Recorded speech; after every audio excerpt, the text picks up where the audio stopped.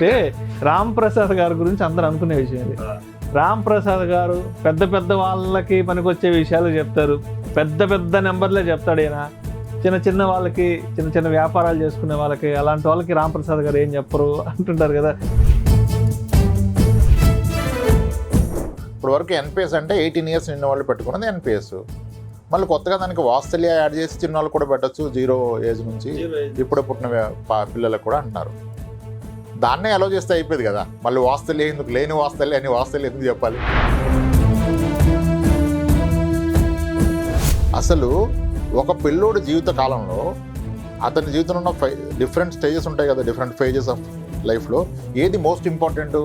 ఆయన ఎడ్యుకేషనా, ఆయన పెన్షనా? ఇటువంటి స్కీమ్స్లో లోయర్ ఇన్కమ్ వాళ్ళు పెట్టడమే తప్పు సార్. ఈజీగా ట్రాప్ చేయొచ్చు. అంటే ఎమోషన్ బాగుంటుంది, ఇది ఫంటాస్టిక్ సూపర్, ప్రతి ఒక్కళ్ళు డిసిప్లిన్ వస్తుంది. నువ్వు ఇన్వెస్ట్ చేస్తే వాడికి ఎందుకు వస్తుంది డిసిప్లిన్? నా బాధ ఏంటి, ఎమోషన్లో పెట్టేస్తాం, మన అవసరానికి పనికిరాంది ఆస్తి ఎలా అవుతుంది? అంటే మరి ఇది కాకుండా అంటే వేరే బెటర్ ఆల్టర్నేటివ్స్ ఏమున్నాయి? ఎన్పిఎస్ వాత్సల్య కాకుండా ఇప్పుడు మీరే చెప్తున్నారు దీంతో ఏం జీవితాలు ఏమి ఉద్ధరించుకోలేము అంటున్నారు కదా, మరి ఏంటి దీనికంటే బెటర్మెంట్? మరి ఏమైనా చెప్పగలరా మీరు? ఫస్ట్ ఆఫ్ ఆల్ వేసేసరిగా మీరు ఓకే చెప్దాం. ఇప్పుడు దీనికి అద్భుతమైన సొల్యూషన్ ఏంటంటే చెప్పాల్సి వస్తుంది, మీరు అడిగారు కాబట్టి. మనకి మ్యూచువల్ ఫండ్స్లో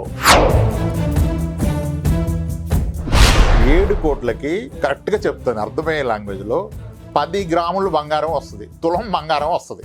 అంతకుమించి ఏమీ రాదు ఒక 60 ఏళ్ల తర్వాత.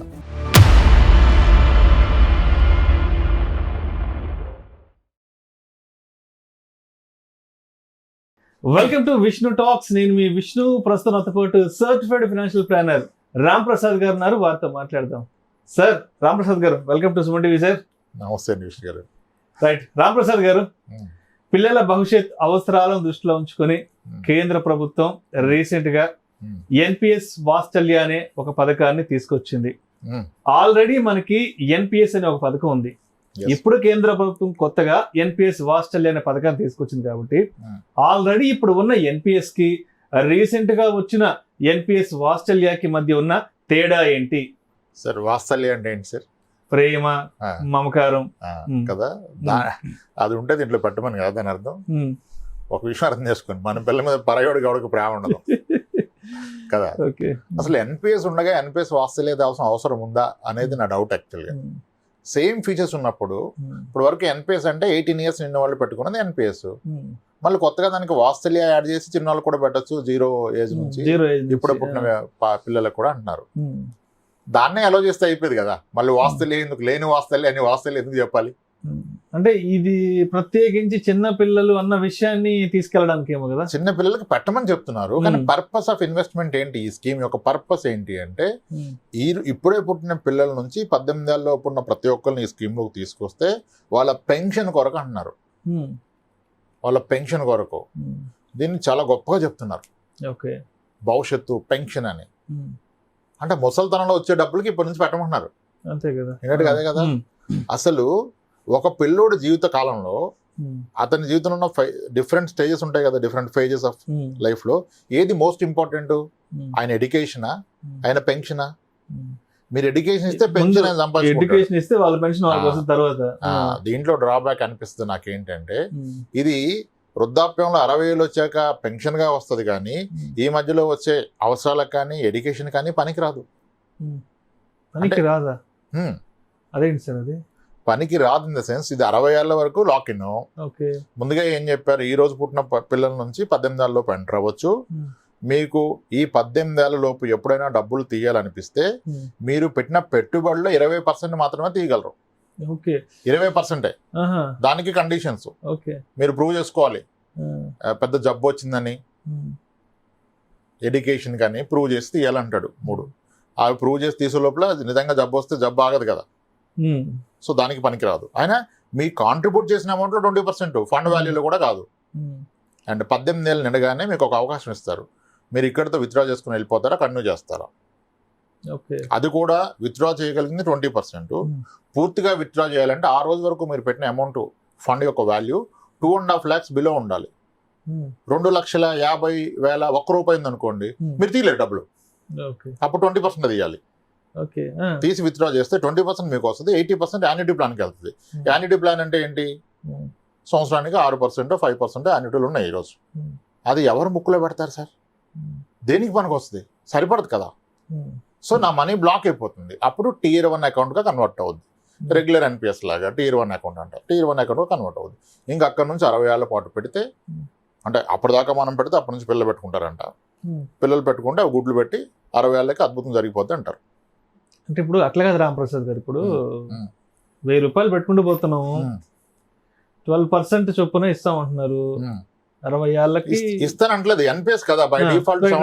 75% equity, remaining date to government bonds, corporate bonds, alternate investments ఉంటాయి. వాళ్ళు రావచ్చు అగ్రెసివ్ పెడితే. అంతే. సో ఆల్మోస్ట్ ఒక 7 కోట్ల వరకు రావచ్చు కదా. 7 కోట్ల వరకు 1000 రూపాయలు నెలకి పెడితే, అంటే దీంట్లో మినిమం సంవత్సరానికి 1000 రూపాయలు. సరే, కొందరు స్ట్రెస్ తీసుకొని నెలకు 1000 రూపాయలు పెట్టారు అనుకోండి, ఇప్పుడే పుట్టిన అబ్బాయికి 60 ఏళ్ల పాటు పెడితే 12% వస్తే 7 కోట్లు వస్తాయి. అంటే 7 కోట్లు ఏమి చిన్న అమౌంట్ ఏం కాదు కదా. 7 కోట్లు అనేది పెద్ద కార్పస్ కదా. ఇదే ఎందుకు రామప్రసాద్ గారికి 7 కోట్లు అనేది పెద్ద అమౌంట్ కనిపించదు? చెప్తాను, ప్రూవ్ చేస్తా. దీన్ని 7 కోట్లు చెప్పారు, 12% రిజిస్ట్రేషన్ తీసి 60 ఏళ్ళకి 1000 రూపాయలు ఎస్ఐపిని 14 తీస్తే 30 కోట్ల పైన వచ్చింది. అసలు నాకు ఒక విషయం చెప్పండి, 60 ఏళ్ల తర్వాత ఒక బాబు ఇప్పుడే పుట్టాడు సార్, పాప బాబు ఈ సెప్టెంబర్ అక్టోబర్ లో పుట్టారు. 2024 అక్టోబర్ నవంబర్ అనుకున్నాం. నెలకు 1000 రూపాయలు మనం స్టార్ట్ చేసాం, 60 ఏళ్ళ పాటు పెట్టాం. ఓకే, ఇక్కడ నుంచి 60 ఏళ్ళు, అప్పుడు 7 కోట్లు వచ్చింది. అసలు నిజానికి 60 ఏళ్ళ తర్వాత 7 కోట్లకి ఏమొస్తుంది అనుకుంటున్నారు మీరు? అదేంటి సార్, అంటే 7 కోట్లకి ఏదో వస్తుంది కదా సార్? 7 కోట్లకి కరెక్ట్ గా చెప్తాను అర్థమయ్యే లాంగ్వేజ్ లో 10 గ్రాములు బంగారం వస్తుంది, తులం బంగారం వస్తుంది. అంతకుమించి ఏమీ రాదు ఒక 60 ఏళ్ల తర్వాత. ఒక్క నిమిషం, ఇప్పుడు తులం బంగారం 75,000 72,000 ఉంది. అంటే ఇప్పుడు ఏదైతే తులం బంగారం 72,000 75,000 వస్తుందో అది 60 ఏళ్ల తర్వాత 7 కోట్లు పెడితే గానీ వస్తుంది. 7 కోట్లు 60 ఏళ్ల తర్వాత? సార్ ఉండండి సార్, మరి భయపెట్టకండి. మరి నేను ప్రూవ్ చేస్తాను, టెన్షన్ అవసరం లేదు, ప్రూవ్ చేస్తా. కొంచెం పేషెన్స్ ఉండాలా, వినగలగాలి. ఇప్పుడు 60 ఏళ్ల తర్వాత బంగారం ఎంత ఉంటుందో మనకు తెలియదు, మనం ఆస్ట్రాలజీ చెప్పలేం కాబట్టి. 60 ఏళ్ల క్రితం ఎంత ఉందో చూద్దాం. 1964 లో గ్రామ్ బంగారం ఎంత చెప్పండి మీరు నాకు. నేను ఒకసారి గూగుల్లో చెక్ చేసి చెప్పండి ఒకసారి. 1964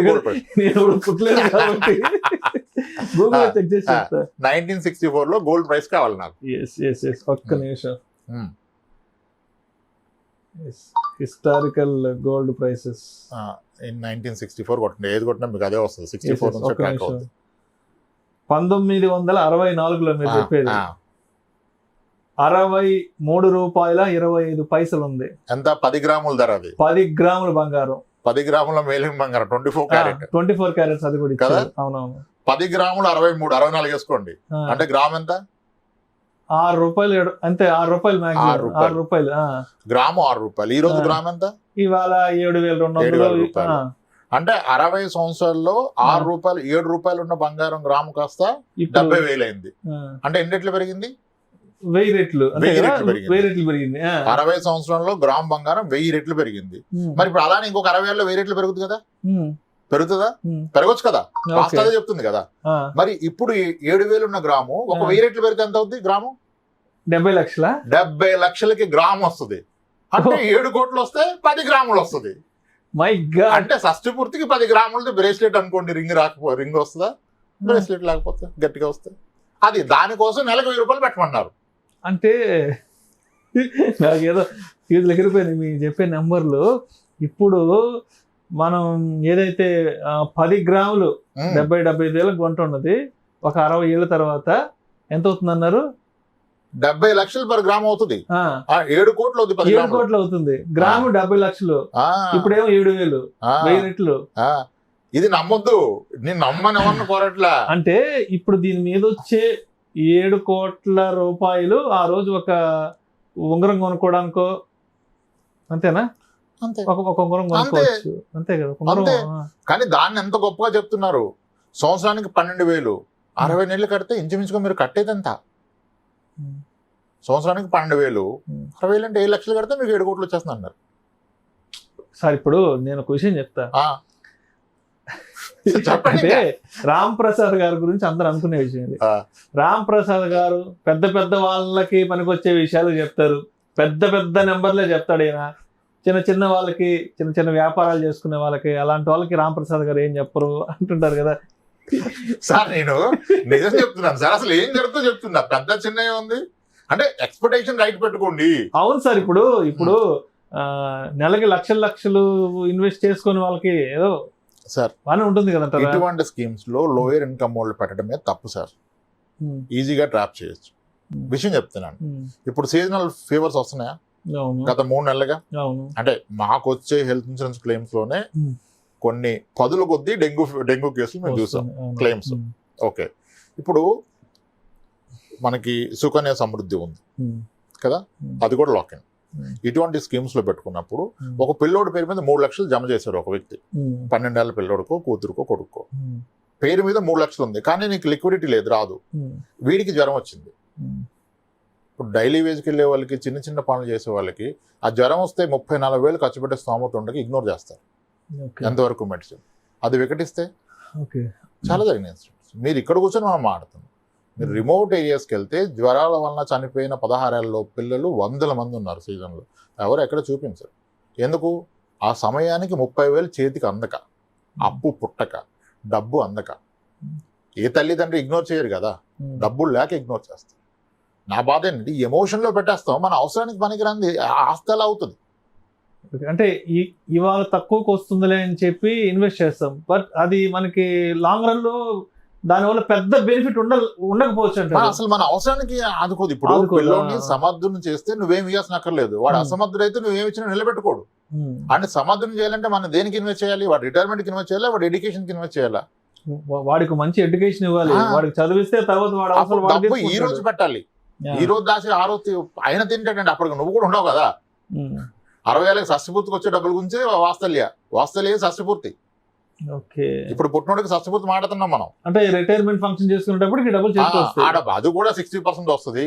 రిమైనింగ్ 40 వచ్చి యాన్యుటీలోకి వెళ్ళిపోతుంది. 7 కోట్లు వస్తుందా? రాదు కదా. ఆ 4,20,00,000 ఎంతో వస్తుంది. అంటే అప్పుడు నిజమే కదా, 10 గ్రాముల బంగారం రాదు కదా సార్. ఓకే, అది అంటే ఎమోషన్ బాగుంటుంది. ఫంటాస్టిక్, సూపర్, ప్రతి ఒక్కళ్ళు డిసిప్లిన్ వస్తుంది. నువ్వు ఇన్వెస్ట్ చేస్తే వాడికి ఎందుకు వస్తాయి డిసిప్లిన్? ఫైనాన్షియల్ నాలెడ్జ్, డిసిప్లిన్ ఎక్కడి నుంచి వస్తాయి? నువ్వు డే అవుట్ యాక్టివిటీస్ నేర్పిస్తే వస్తుంది కానీ డిసిప్లిన్. నీ పేరు మీద 1000 రూపాయలు పెడతానా డిసిప్లిన్ వస్తుందా? కదా. మనం ఈ సండే ఇంత ఖర్చు పెట్టాం, ఇగోనన్నా మనం ఈ వెకేషన్కి ఇంత ఖర్చు పెట్టానరా, నా ఇన్కమ్ ఇంతే, ఇంత ఖర్చులు పోతే ఎంత దాస్తున్నా నీ ఎడ్యుకేషన్ కంటే వస్తుంది డిసిప్లిన్. నీ పేరు మీద 1000 రూపాయలు పెడతానా డిసిప్లిన్ వస్తారు కన్నా. అది చెప్పండి, బాగుంటాయి. ఫంటాస్టిక్, సూపర్, ఫ్యాబులస్, ఇది మిస్ కావద్దు, కేంద్ర ప్రభుత్వం ఇచ్చిన అది ఇది అంటున్నారు. ఏమీ లేదు అక్కడ అసలు. అంటే మేబీ అది ఎన్పిఎస్ ఈక్విటీ పార్టిసిపేషన్ కదా, గ్రేట్ కాంపౌండింగ్. కానీ నీకు టైంకి పనికిరాంది ఏదైతే ఏం లాభం? సరే, ఇప్పుడు ఇదైతే టైంకి పనికిరాదు అంటున్నారు, దీనివల్ల జీవితంలో అద్భుతాలు ఏం జరగమంటున్నారు, దీనివల్ల జీవితాలు ఏం మారిపోమంటున్నారు కదా. అంటే మరి ఇది కాకుండా అంటే వేరే బెటర్ ఆల్టర్నేటివ్స్ ఏమున్నాయి? ఎన్పిఎస్ వాత్సల్య కాకుండా ఇప్పుడు మీరే చెప్తున్నారు దీంతో ఏం జీవితాలు ఏమి ఉద్ధరించుకోలేము అంటున్నారు కదా. మరి ఏంటి దీనికంటే బెటర్మెంట్? మరి ఏమైనా చెప్పగలరా మీరు? ఫస్ట్ ఆఫ్ ఆల్ ఏది సరిగా మీరు ఓకే చెప్దాం. ఇప్పుడు 12% వచ్చి అవసరానికి పనికిరాని దానికన్నా 7% వచ్చి అవసరానికి ఆదుకునేది బెస్ట్. దానికి మనకు 100 ఆల్టర్నేట్స్ ఉన్నాయి. Postal schemes, cooperative banks, small finance banks లో కూడా 7% వస్తుంది. అవి పెట్టుకోవచ్చు, మీ టైంకి ఎప్పుడైనా తీసుకోవచ్చు. పీపీఎఫ్ కూడా వస్తుంది పార్షియల్గా, పీపీఎఫ్ లాంటివి పెట్టుకోవచ్చు కదా. అంటే అవి వస్తాయి, ఇది అవసరానికి రాదు. ఇంకా ది అల్టిమేట్ సొల్యూషన్ ఏంటి దీనికి బెస్ట్ ఏంటి అంటే, ఇప్పుడు మీరు ఎన్పిఎస్లో ఇన్వెస్ట్ చేస్తే 75% ఈక్విటీ వెళ్ళొచ్చు అని అగ్రెసివ్ కేసులో. అక్కడ 2 చాయిస్లు ఉంటాయి కదా, ఆటో చాయిస్, అట్లా మీరు అలా తీసుకుంటే మాక్సిమం 75% ఈక్విటీ పార్టిసిపేషన్, కానీ 60 years లాక్ ఇన్. దీనికి అద్భుతమైన సొల్యూషన్ ఏంటంటే, చెప్పాల్సి వస్తుంది మీరు అడిగారు కాబట్టి, మనకి మ్యూచువల్ ఫండ్స్ లో చిల్డ్రన్ బెనిఫిట్ ఫండ్స్ అని ఉన్నాయి. Which are hybrid schemes. Equity exposure max 65 ఉంటుంది. 65 equity exposure, remaining debt and equity. అలా మీకు పిఎఫ్ఆర్డీ అప్రూవ్ చేసిన ఫండ్ హౌస్లోనే 5 ఫండ్ హౌస్లు చిల్డ్రన్ ఫండ్స్ నడిపిస్తున్నాయి. HDFC children fund, ICICI children fund, SBI children, Magnum children benefit fund, Axis children fund, UTI children fund, Tata children fund నడుస్తున్నాయి. ఇవి ఎవరు చెప్పరు. ఇవన్నీ హైబ్రిడ్ ఈక్విటీ. వీటిలో oldest funds HDFC and ICICI 2001లో స్టార్ట్ అయినాయి. టిల్ డేట్ అవి ఇచ్చిన రిటర్న్ ఎంత తెలుసా? Average CAGR, hybrid fund not equity, 16% ఇచ్చేసారు ఈ రెండు ఫండ్. 16% సిఏజిఆర్ పర్ ఇయర్ ఇచ్చినాయి. 16% అంటే మనం మామూలుగా 12 to 15 చెప్పుకోవడమే. హైబ్రిడ్ ఫండ్ 16 ఇచ్చింది సార్. ఇప్పుడు అందరూ మళ్ళీ కొంతమంది దీనికి ఆల్రెడీ ఇండెక్స్ లో పెట్టే 12% ఇండెక్స్ ఎందుకు? ఈ hybrid funds always wheat in index with 60%, 65% exposure in equity. ఇవి ఎనీ క్యాలెండర్ ఇయర్ మీరు రిటర్న్ చూస్తే, క్యాలెండర్ ఇయర్ రిటర్న్ వర్సెస్ నేను చెప్పిన hybrid funds, children benefit funds versus Nifty 50 చూస్తే almost in the last 22 years లో 2-3 years barring every year ఇది Nifty 50 కన్నా 2-3% more alpha ఇచ్చింది. And taking equity exposure 65. Nifty 50 is 100% equity కదా. 65% ఈక్విటీలో మీకు ఎప్పుడు నిఫ్టీ 50 కన్నా ఎక్కువ ఇచ్చింది. ఓవరాల్ గా ఈ రోజు అంత లెస్ వాలటిలిటీలో ఇచ్చారు. వీటికి ఏముంటుంది అంటే ఇవి కూడా చిల్డ్రన్ బెనిఫిట్ ఫండ్స్ కదా, వీటిని సొల్యూషన్ ఫండ్స్ అంటారు. ఇవి 5 years లాక్ ఇన్ ఉంటుంది, 60 years కాదు. 5 years are the 18 years of the child age, which ever comes early, అంతవరకు లాక్ ఇన్. ఇప్పుడు నాకు హైయర్ ఎడ్యుకేషన్ కావాలి, నాకు 2 years 5 years పెట్టుకోవచ్చుగా, సేమ్ రేట్ని ఇస్తుంది. అద్భుతంగా proven funds, HDFC children gift fund, ICICI children fund, SBI Magnum children benefit fund వచ్చింది. Launch అయ్యి 4 years, 4 years ఎంత రేట్ ఇచ్చింది తెలుసా? 400% ఇచ్చింది అబ్సల్యూట్ టర్మ్స్ లో. యాన్యువల్ టర్మ్స్ లో 40% పర్ ఇయర్ ఇచ్చింది. 2001 క్యాలెండర్ ఇయర్ లో SBI children fund with in 1 year ఇచ్చిన రిటర్న్ 75%. 75% mutual fund. అది అద్భుతాలు ఉన్నాయి. అంటే మ్యూచువల్ ఫండ్ లో పెడితేనే మారుద్దని చెప్పట్లా, ఆ కన్విక్షన్ వాళ్ళు అర్థమైన వాళ్ళే పట్టండి, లేని వాళ్ళు పట్టదు. సో ఏ ఇన్వెస్ట్మెంట్ అయినా సరే ముందు అర్థం చేసుకుని దాంట్లో ఉన్న లోటుపాట్లు ఏంటో మనం అర్థం చేసుకుని, ఇవి సొల్యూషన్ ఓరియంటెడ్ ఫండ్స్. ఇంకా అద్భుతం ఉంది వీటిలో. హెచ్డిఎఫ్సి చిల్డ్రన్ ఫండ్ ఇంకొక బెనిఫిట్ ఉంటుంది, ఇప్పుడు ఉంచారో తీసారు తెలియదు, అదే రిమెంబర్. నేను చాలా ఫండ్స్ ఇచ్చాను. అవి guardian or parent accidental death అయితే కూడా వాడు ఇన్సూరెన్స్ కవర్ ఇస్తాడు, పర్సనల్ యాక్సిడెంట్ కవర్. అది అద్భుతం కదా. దీంట్లో ఏం లేదు. యాక్చువల్లీ ఎన్పిఎస్ వాస్తవ్యాన్ని మీరు అట్రాక్టివ్ చేయాలంటే, ఇన్ కేసు గార్డియన్ కి ప్రమాదవశాత్తు మరణం సంభవిస్తే దానికి మీరే 10 లక్షలు 20 లక్షలు పెట్టాల్సిందే. అంటే 1000 రూపాయలు మంత్లీ కనుక కాంట్రిబ్యూట్ చేస్తే 1,00,000 రూపాయలు ప్రమాద బీమా అలా ఏమన్నా నామినల్కి వస్తుంది. పెడితే పిల్లోడు భవిష్యత్తు. ఇక్కడ ఏమంటున్నాడు, గార్డియన్ చనిపోయినా కిడ్ చనిపోయినా డబ్బులు వెనక్కిస్తాను. ఎవడొక్క డబ్బులు పెట్టిన డబ్బులు వాడి పరిస్థితి ఏంటి? HDFC children fund I remember personal accident cover ఉంది అక్కడ. గార్డియన్ చనిపోతే వాడు ఇస్తాడు 10 lakhs 20 lakhs. అది ఎంత అద్భుతం. అది కూడా లేదు. వాస్తల్యం అంటే ఎక్కడ కనపట్లేదు నాకు దాంట్లో వాస్తల్యం. అంటే మా భవిష్యత్ అవసరాలకు పనికి ఎట్లా పెట్టుబడి అవుతుంది సార్. మీరు ఎడ్యుకేషన్ కి పెడితే చాలా సంపాదిస్తాడు, మీకు కొనిస్తాడు తులాలు. మీరు 1000 రూపాయల నెలకి ఎస్ఐపి పెడితే 10 grams గోల్డ్ ఆయన షష్టి పూర్తికి మీరు గిఫ్ట్ ఇచ్చినట్టే. దానికోసం పెడతానంటే పెట్టుకోండి. రైట్. కాస్త ఓపిక్గా, మన లాజిక్ నచ్చదేమో కానీ మీరంతా అన్ని ఇటువంటి చేసి నాకు తినిపిస్తారు మళ్ళీ కామెంట్స్ లో. అంటే ఇప్పుడు మీరు చెప్పినట్టు ఇన్వెస్ట్మెంట్ అంటే ఏదో గుడ్డుగా చేసేయడం కాదు. ఇది ఏంటి, ఎండ్ ఆఫ్ ది డే దీనివల్ల మనకి ఎంత బెనిఫిట్ ఉంటుంది, మధ్యలో ఏదైనా ఎమర్జెన్సీకి ఇది ఎంతవరకు మనకి సపోర్ట్ ఇస్తుంది అనే దాంట్లో మనం అంటే మనకు మన ఇన్వెస్ట్మెంట్ ఒక గోల్ ఉండాలి కదా. This is called begin with the end in mind. మొదట్లోనే నువ్వు చివరిని చూడాలి. అది ఎవరు చూడలా. బస్సు కనపడదా ఉరికిపోయి ఎక్కడికి వెళ్తా నీకు సంబంధం లేదు. బస్సు ఎక్కాడు దిగాడు, ఇంకో బస్సు కనపడదు ఎక్కాడు. అదే పరిస్థితి ఇన్వెస్ట్మెంట్స్ లో. అది తప్పు. Right done sir. Right. Thank you sir. Thank you so much Ramprasad గారు. ఇప్పుడున్న ఎన్పిఎస్ కి, అదేవిధంగా కేంద్ర ప్రభుత్వం రీసెంట్ గా తీసుకొచ్చిన ఎన్పిఎస్ వాత్సల్యాకి మధ్య ఉన్న తేడా ఏంటి, అదేవిధంగా అసలు ఎన్పిఎస్ వాత్సల్యాకి సంబంధించి మీకున్న అభిప్రాయం ఏంటనే దాని గురించి కూడా చాలా చక్కగా మన ప్రేక్షకులకు మీ అనాలిసిస్ తెలియజేశారు. Thank you so much Ramprasad గారు. థ్యాంక్స్ అండి విష్ణు గారు.